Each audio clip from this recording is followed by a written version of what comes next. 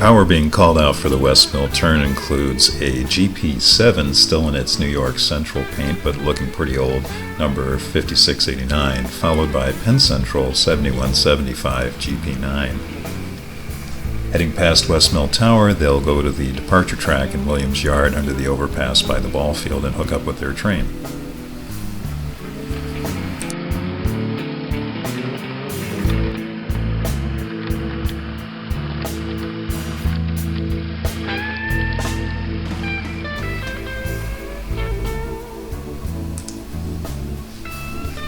Air brakes tested, the train slowly rolls its way out of Williams Yard.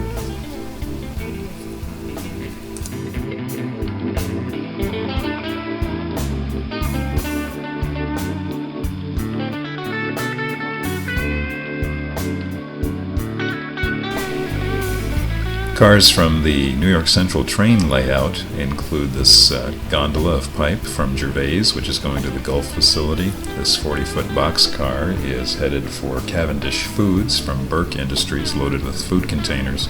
These two 50-foot boxcars and that New York Central high cube are empties that are headed to Peerless Appliance. The cupboard hoppers are from Williams Yard and are destined for local industries on the Kingsport division.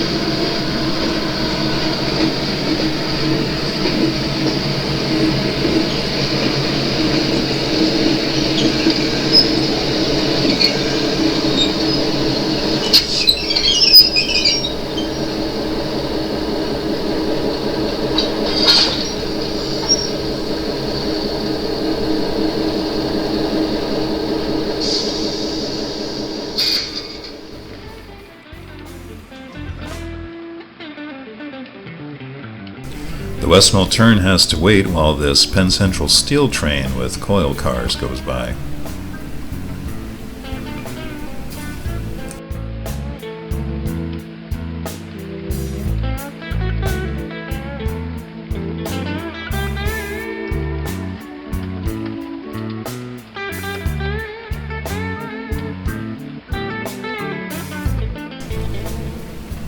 Once the steel train is passed, our West Mill turn is able to continue drifting downgrade from Marion, which is the high point of the Kingsport division.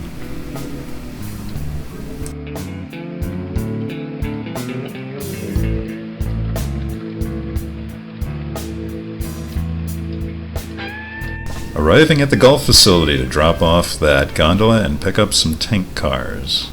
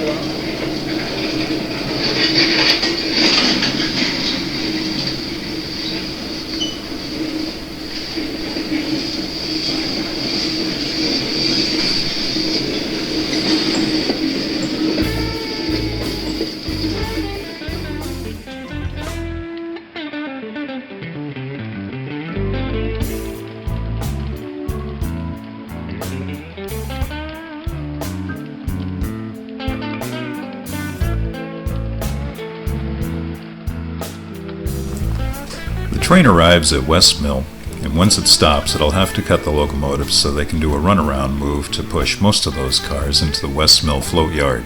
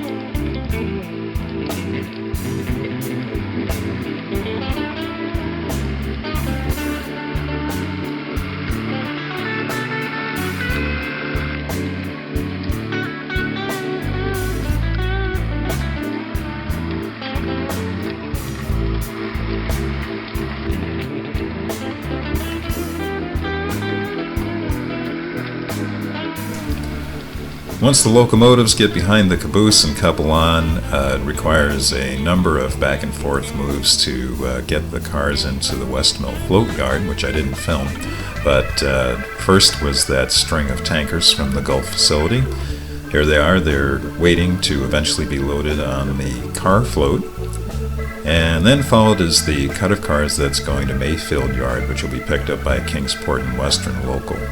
Meanwhile, our crew decides to go to Misaki's for lunch. Some great meatball sandwiches there. Well, thanks for watching. I will film the second half of the West Mill turn as it returns back to Kingsport soon.